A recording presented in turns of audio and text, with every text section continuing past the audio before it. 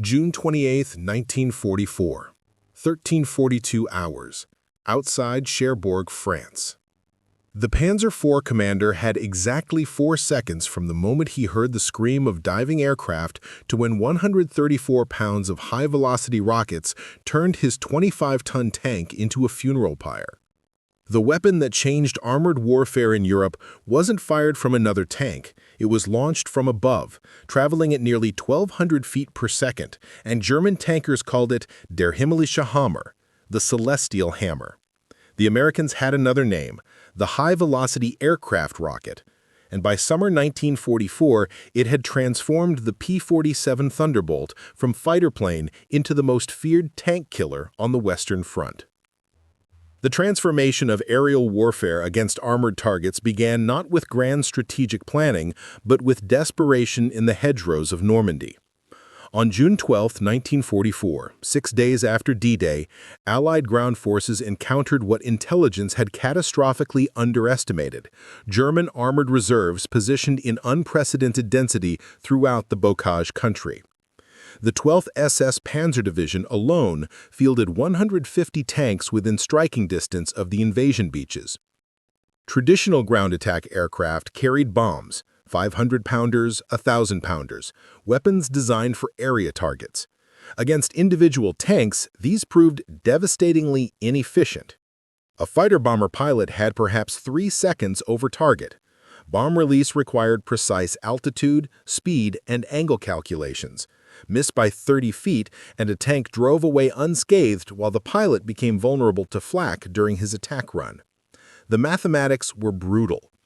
8th Air Force records from early June 1944 documented that fighter-bombers flew 847 sorties against German armor in the first week after D-Day. Confirmed tank kills, 23. That represented a 2.7% success rate, with 14 aircraft lost to ground fire. At that exchange ratio, the Luftwaffe didn't need to contend air superiority. German flak gunners were doing their work for them. The solution had been under development since late 1943, but production delays and doctrinal resistance had kept it from frontline deployment.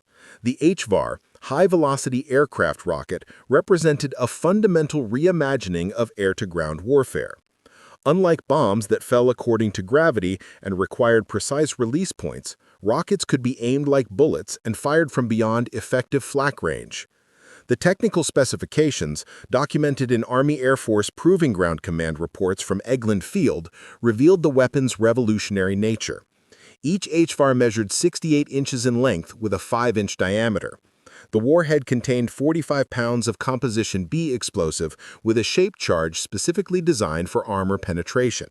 The solid-fuel rocket motor could accelerate the weapon to 1,150 feet per second within 2 seconds of ignition. But the truly revolutionary aspect was the ballistic profile. Traditional bombs fell in arcs dictated by gravity and release velocity. HVARs flew nearly flat trajectories out to 1,000 yards, giving pilots a point-and-shoot capability unprecedented in air-to-ground combat. P-47 Thunderbolts could carry 8 HVARs, 4 under each wing, giving a single fighter-bomber firepower equivalent to a destroyer's broadside. The German armored forces in Normandy represented the finest mechanized units the Wehrmacht could field in summer 1944. The Panzer Division, positioned near Saint-Lô, consisted of 183 tanks and assault guns, crewed by veterans who had survived the Eastern Front. These men had faced Soviet armor, American Shermans, and British Churchills. They had learned to use Bocage terrain masterfully. The ancient hedgerows of Normandy provided natural defensive positions where a single tank could control entire road networks. Oberst, Colonel Friedrich von Hauser, commanding Panzer Regiment 6, had written in his tactical assessment dated June 10, 1944, "The Bocage provides ideal defensive terrain for armored operations. American fighter bombers pose minimal threat when our forces remain dispersed and utilize camouflage discipline. Their bombs are ineffective against individual vehicles, and our flak batteries exact prohibitive losses during their attack runs." Von Hauser's assessment reflected the German Army's experience from 3 years of mechanized warfare. Tanks were vulnerable to air attack only when massed in columns on open roads. Dispersed in defensive positions with overhead concealment, they became nearly impossible to hit with conventional bombs. The Luftwaffe's own ground attack doctrine, refined during the Eastern Front campaigns, emphasized this reality. But von Hause's analysis, like that of every German armored commander in Normandy, was about to become catastrophically obsolete. June 15, 1944. 15:20 hours. The first HVR combat mission launched from Pickaville with 8 P-47s from the 405th Fighter Group's 511th Squadron. Flight leader Captain Robert Strickland had flown 47 combat missions over Europe. He had dropped bombs, strafed convoys, and engaged Luftwaffe fighters. This mission would be different. The target was a reported Panzer concentration near Ponteber, approximately 15 miles southwest of St. Lo. Intelligence indicated at least a company of armor, 12 to 15 tanks, positioned in hedgerow-enclosed fields. Traditional bombing would have required multiple attack runs with uncertain results. Strickland's orders were explicit. Single pass, fire all HVARs, egress immediately. At 15:47 hours, Strickland's formation spotted the target. Panzer IVs positioned in a classic defensive array, each tank hull down behind earthen berms with camouflage netting overhead. They were virtually invisible from ground level. From 8,000 feet, the distinctive angular shapes were unmistakable. The attack profile differed completely from conventional bombing runs. Instead of diving steeply to 3,000 feet for bomb release, Strickland began his attack from 6,000 feet at a shallow 30-degree angle. At 4,000 feet altitude and 1,200 yards range, he triggered his first pair of HVARs. The rockets ignited with white-hot exhaust trails, accelerating to supersonic velocity within seconds. The shaped charge warheads, designed specifically for armor penetration, could punch through 60 millimeters of steel plate, more than sufficient for the top armor of any German tank. In his position behind a hedgerow, Oberfeldwebel, Master Sergeant Hans Dietrich, commanding a Panzer IV from the 2nd Company, heard the distinctive sound that would haunt German tankers for the next 11 months.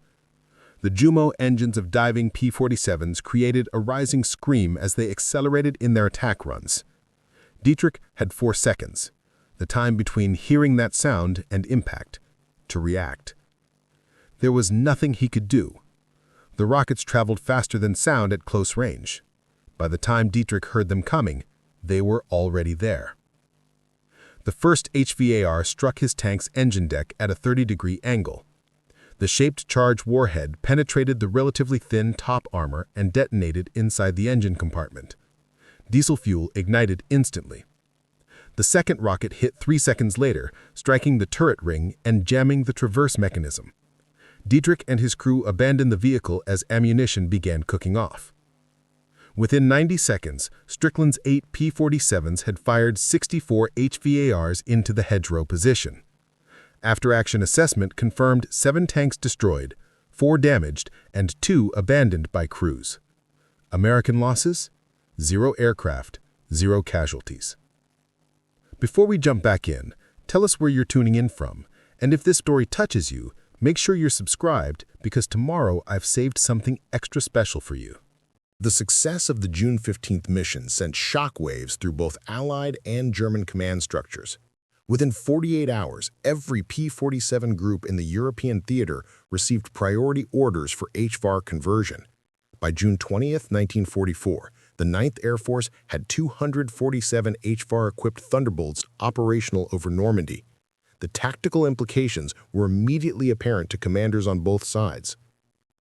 General Omar Bradley, commanding 1st Army, received the after-action report from the 405th Fighter Group with particular interest.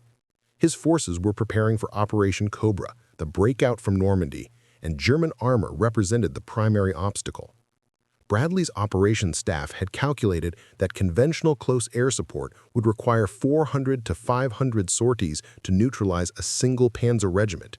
The HVAR had changed that calculation entirely. On June 22nd, Bradley's headquarters issued revised air support doctrine. Fighter bombers would no longer conduct area bombing of suspected armor positions. Instead, HVAR-equipped P-47s would execute precision strikes against identified tanks. The new doctrine emphasized single-pass attacks from medium altitude, maximizing pilot survival while delivering devastating firepower against point targets. The German response came with desperate urgency. Panzer Group West, commanding all armored forces in Normandy, issued Tactical Directive 27 on June 23, 1944. The document, captured after the war and now preserved in the National Archives, revealed the Wehrmacht's recognition that fundamental assumptions about armored warfare had become obsolete overnight. The directive ordered immediate dispersal of all armor concentrations. No more than 2 tanks were to occupy any single position. Movement during daylight hours was prohibited except under circumstances of absolute necessity. All vehicles were to maintain positions under triple canopy concealment, trees, camouflage netting, and additional vegetation. Most tellingly, the directive authorized company commanders to abandon defensive positions immediately upon hearing American aircraft engines before visual contact was established. This last provision represented a revolutionary departure from German tactical doctrine. For the first time in the war, Wehrmacht's orders explicitly authorized retreat based solely on the presence of enemy aircraft without actual combat engagement. The psychological impact of HVAR attacks had become as significant as their physical destructiveness. Lieutenant Werner Huffmann, a Panther tank commander with the 2nd Panzer Division, recorded in his personal diary the effect these new tactics had on crew morale. June 24, 1944. We have become mice hiding from hawks. Yesterday we heard the Jabos, the fighter bombers, and immediately abandoned our position. We drove our Panther 400 meters through hedgerows to a new location, damaging the suspension and alerting every American forward observer to our presence. When we returned 3 hours later, our original position had been obliterated. 8 rocket strikes on an empty field. They would have killed us all in the 4 seconds between hearing them and impact. We are no longer fighting, we are simply trying to survive until the next hiding place. The tactical revolution extended beyond individual engagements. Allied intelligence officers, analyzing German radio traffic intercepted by ultra-decryption, documented that German panzer commanders were requesting permission to withdraw from defensive sectors before American ground attacks began. The mere presence of P-47s overhead was sufficient to trigger retreats that would have been unthinkable weeks earlier. Operation Cobra launched on July 25, 1944, with the most intensive application of tactical air power in military history. The breakout from Normandy required neutralizing German armored reserves that had contained Allied forces for 7 weeks. HVAR-equipped P-47s would play the decisive role in what became a catastrophic defeat for Wehrmacht Panzer forces. The operational plan, developed by 1st Army and 9th Air Force staffs, called for coordinated strikes against every identified German armor concentration within 10 miles of the breakthrough sector. Intelligence had located elements of 5 Panzer divisions: Panzer Lehr, 2nd Panzer, 2nd SS Panzer, 116th Panzer, and 9th Panzer.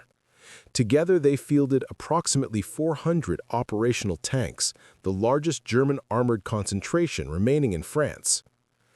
The weather on July 25th was marginal, broken clouds at 4,000 feet with scattered rain showers. Under normal circumstances, such conditions would have limited air operations. But HVAR attacks didn't require the clear skies and precise approach angles that conventional bombing demanded. P-47 pilots could attack through cloud breaks, firing rockets from altitudes as low as 2,500 feet, and still maintain effective accuracy. The assault began at 0938 hours, when the first wave of 48 P-47s from the 405th and 406th Fighter Groups struck Panzer Division positions near St. Gilles. Flight leader Major Thomas Everett later described the engagement in his combat report. We located enemy armor dispersed in wooded areas south of the target coordinates. Individual tanks were positioned approximately 100 to 150 yards apart under tree cover. We attacked in flights of 4, each aircraft firing 2 to 4 HVARs per pass. Visual confirmation of hits was immediate. Secondary explosions, fires, and vehicles attempting to evacuate positions. We made single passes as briefed and egressed north. Total time over target, approximately 4 minutes. Observed results, 12 to 14 vehicles destroyed or damaged. No aircraft losses. Whatever its clinical report didn't capture was the chaos in German positions. Hauptmann, Captain, Josef Hartmann, operations officer for Panzer Regiment 130, survived the attack and provided testimony during post-war interrogations. His account revealed the psychological collapse that HVAR attacks induced. The sound reached us first, the terrible screaming of many aircraft engines in diving attacks. Then we saw them, dozens of Thunderbolts coming through cloud gaps. The rockets left white smoke trails. There was no time to react, no possibility of defense. Our flak batteries engaged, but the American aircraft were too fast, too many. In 4 minutes, my regiment ceased to exist as a fighting force. Of 42 tanks operational that morning, 27 were destroyed or abandoned. The survivors retreated south without orders. Unit cohesion was completely lost. By 1200 hours, 9 waves of P-47 Strakes had hit German armor positions across a 15-mile front.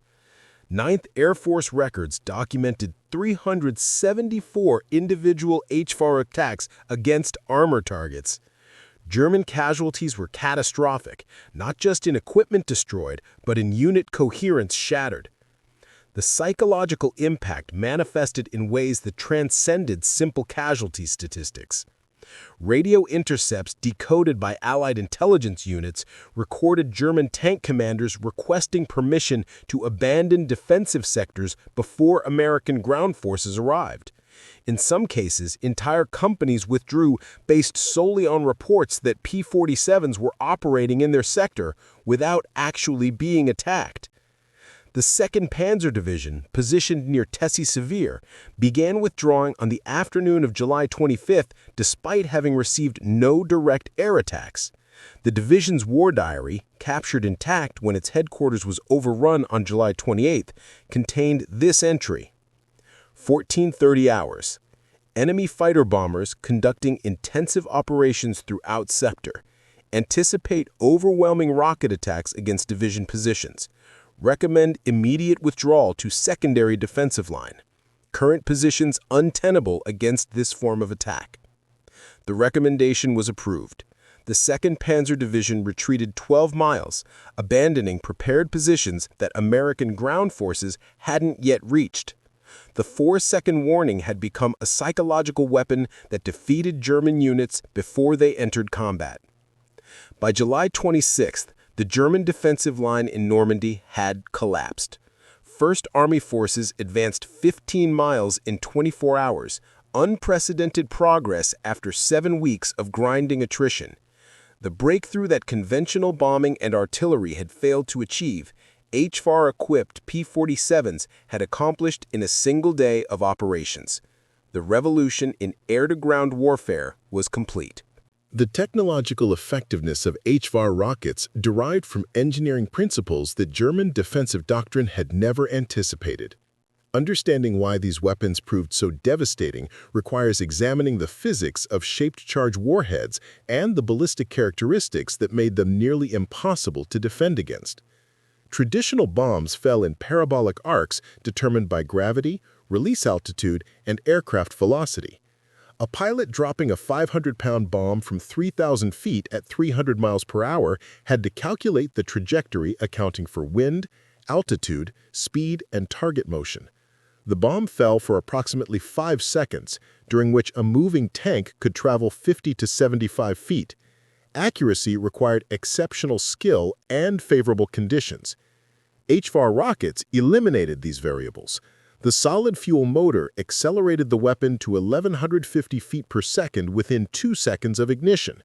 At typical combat ranges of 800 to 1,200 yards, the rocket traveled in an essentially flat trajectory with minimal drop. Time to target from a 1,000-yard launch, 2.6 seconds. A tank moving at maximum speed could travel less than 20 feet, insufficient to escape the strike zone. The shaped-charge warhead represented even more sophisticated engineering. Developed from research into the Monroe effect, the warhead used a copper cone liner that, upon detonation, formed a high-velocity jet of superplastic metal traveling at 25,000 feet per second. This jet could penetrate 60 millimeters of armor plate, more than sufficient to defeat the top armor of any German tank, which typically measured 25 to 40 millimeters on engine decks and turret roofs. German Panzer designers had optimized armor protection against ground-based threats. The Panther tank featured 120 millimeters of frontal armor angled at 55 degrees, making it nearly impervious to most Allied tank guns. But that protection was irrelevant when attacks came from above. The engine deck armor that could withstand machine gun fire and shell fragments offered no defense against shaped-charged jets that could penetrate steel like water flowing through paper. The tactical implications were profound. Wehrmacht doctrine for countering air attack emphasized dispersion, concealment, and mobility. These measures provided some protection against conventional bombs that required precise release points and fell predictably. Against HVARs, they proved nearly worthless.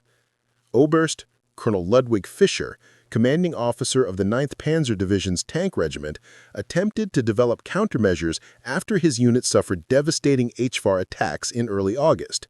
His tactical memorandum, dated August 7, 1944, and captured during the Falaise pocket battle, documented the futility of defensive measures. We have attempted every conceivable defensive technique. Dispersion reduces casualties per attack, but does not prevent attacks. Concealment becomes irrelevant once aircraft are overhead. Pilots spot individual tanks from altitude exceeding our visual range. Mobility is impossible. We hear aircraft engines and have 4 seconds before rockets arrive. In 4 seconds, a Panther tank traveling at maximum speed moves 40 meters. This is insufficient to escape the beaten zone. Our flak batteries engage, but American pilots attack from ranges and speeds that make effective defense impossible. There is no tactical solution to this weapon system. Fischer's conclusion was stark. We can no longer concentrate armor for offensive operations. We can no longer defend terrain against determined assault. The American rocket-armed fighter bombers have achieved what their Sherman tanks could not. They have negated our armored advantage entirely. The industrial disparity compounded the tactical disadvantage. By August 1944, the 9th Air Force operated 1,847 P-47 Thunderbolts, with approximately 60% carrying HVAR at any given time.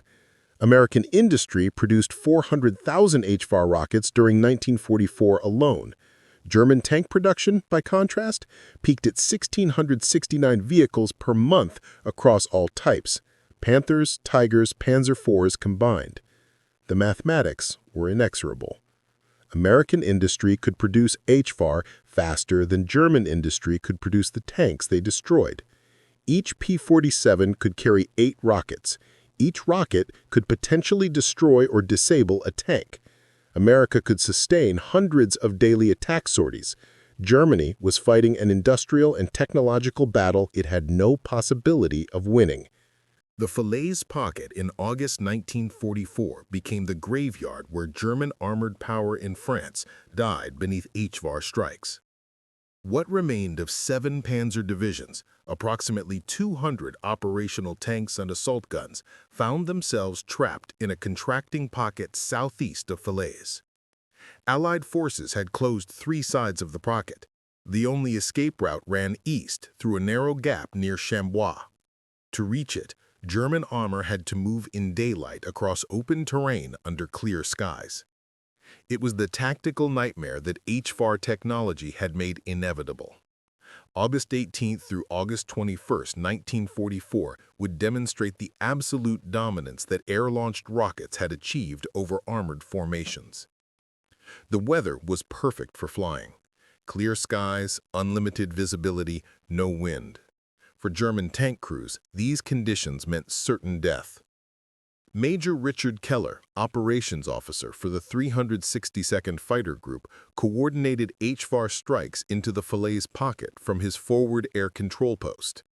His operational log, preserved in Air Force historical archives, documented the systematic destruction. August 19, 0745 hours, First strike of 16 P-47s engaged armor column moving east from Trun. Targets clearly visible from 6,000 feet, tanks in column formation on open road. Multiple HVAR attacks conducted from 0748 to 0752 hours. Visual confirmation, 23 vehicles destroyed, 17 vehicles damaged and abandoned. No aircraft losses. 0830 hours. Second strike engaged dispersed armor in fields south of Chambois. 12 P-47s fired 96 HVARs against targets attempting concealment in Bocage. Observed results, 14 vehicles destroyed, 1 aircraft damaged by ground fire, pilot returned safely. The log continued hour after hour, strike after strike. By day's end on August 19th, the 362nd Fighter Group alone had flown 127 individual HVAR attack sorties. 9th Air Force records indicated that 17 different fighter groups flew 748 total sorties into the Falaise pocket on that single day. The vast majority carried HVARs. From the German perspective, the experience was apocalyptic. Oberleutnant, First Lieutenant Heinrich Strauss, commanding a company of Panzer IVs from the 2nd Panzer Division, survived the Falaise pocket and provided detailed testimony during Allied interrogation. His account revealed the complete helplessness German forces experienced. August 20th was the day I understood we had lost the war. My company began the day with 11 operational tanks. We received orders to move east toward Chambois at 0600 hours. We knew the Americans controlled the skies, but we had no choice. The pocket was closing. We moved in dispersed formation, maximum spacing between vehicles. At 0640 hours, we heard them, the Thunderbolts, perhaps 20 aircraft. They came from different directions, attacked in pairs. The rockets left smoke trails. We could see them coming, but there was nothing we could do. We fired machine guns uselessly at aircraft 1,000-meter distant. The rockets hit with terrible accuracy. One struck my tank's engine. We were disabled instantly. I ordered the crew to abandon vehicle. As we ran toward tree cover, I watched the remaining tanks of my company destroyed in minutes. 11 tanks eliminated in less than 10 minutes. We never fired our main guns at enemy ground forces. We were destroyed from the air before we could engage. The American after-action assessments from the Falaise pocket revealed staggering statistics. Between August 18th and August 21st, Allied fighter bombers destroyed or damaged approximately 344 German tanks and self-propelled guns within the pocket. HVAR-equipped P-47s accounted for an estimated 220 of these kills, 64% of the total. The remaining 36% fell to conventional bombs, napalm, and ground forces. Perhaps more significantly, German units abandoned hundreds of vehicles that sustained only minor damage because crews refused to remain in positions being systematically targeted by HVAR attacks. The psychological defeat was total. Tanks that could have been repaired and returned to service were left burning because crews had lost all will to continue fighting beneath the rockets that gave them 4 seconds to live. Field Marshal Gunther von Kluge, commanding Army Group B, sent his final report to Hitler on August 20th before committing suicide. The message, intercepted by Ultra and declassified in 1974, contained this assessment. The enemy's air superiority, particularly his rocket-armed fighter bombers, has made armored operations impossible. Our tanks are destroyed before they can engage enemy ground forces. I can no longer maintain organized resistance in the face of weapons against which we have no defense. The 4-second warning had broken the will of Germany's finest field commander. The transformation of armored warfare in Europe was complete by September 1944. German panzer forces, which had dominated battlefields from Poland to Moscow, had been reduced to defensive forces terrified of operating in daylight. The HVAR-equipped P-47 Thunderbolt had achieved what years of ground combat had not, the absolute negation of German armored superiority. The statistical record documented the revolution. From D-Day through the end of 1944, HVAR-armed fighter bombers destroyed or disabled an estimated 1,847 German tanks and self-propelled guns in the European theater. This represented approximately 65% of all German armor losses to air attack during this period. The remaining 35% fell to conventional bombs, rockets of other types, and strafing attacks. But the numbers told only part of the story. The psychological impact had fundamentally altered how German forces employed armor. The Wehrmacht tactical doctrine in early 1944 had emphasized armor concentration for breakthrough operations and counterattacks. By autumn 1944, German armor operated in dispersed packets of 2 to 3 vehicles, moving only at night and refusing to concentrate even when tactical situations demanded it. General Oberst Colonel General Heinz Guderian, Inspector General of Armored Troops, acknowledged the revolution in his post-war memoir. The American rocket-firing aircraft, particularly the P-47 Thunderbolt, made conventional armored operations impossible by mid-1944. Our tanks could defeat any Allied tank in direct combat, but they never reached direct combat. They were destroyed from the air before ground engagement occurred.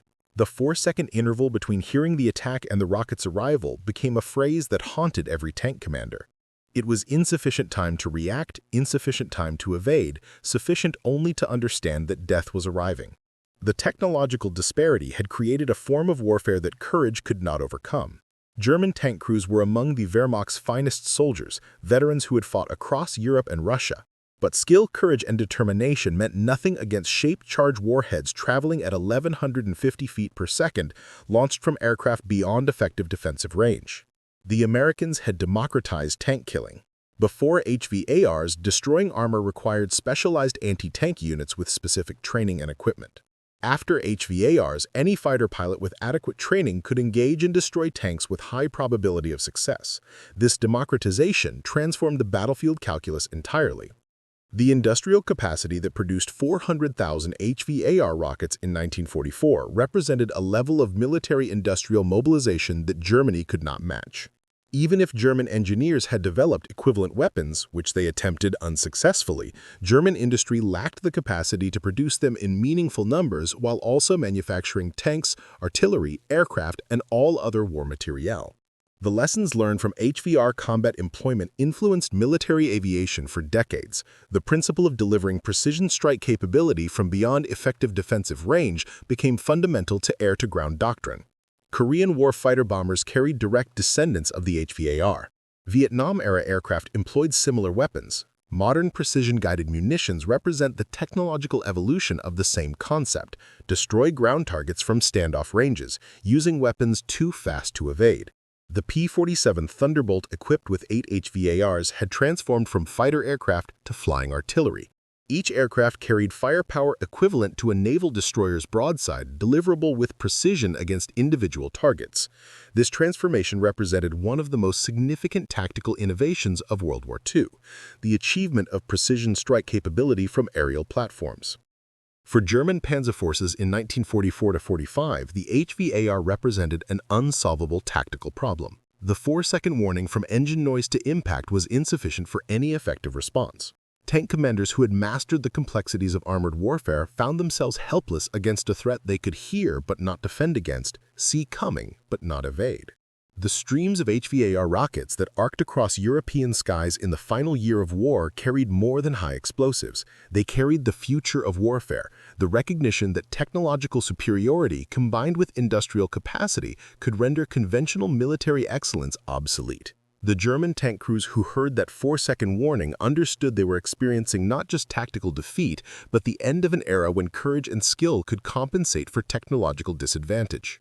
The revolution was complete. Industrial warfare had achieved its full expression, and the 4-second warning had become the sound of inevitability, arriving at 1,150 feet per second.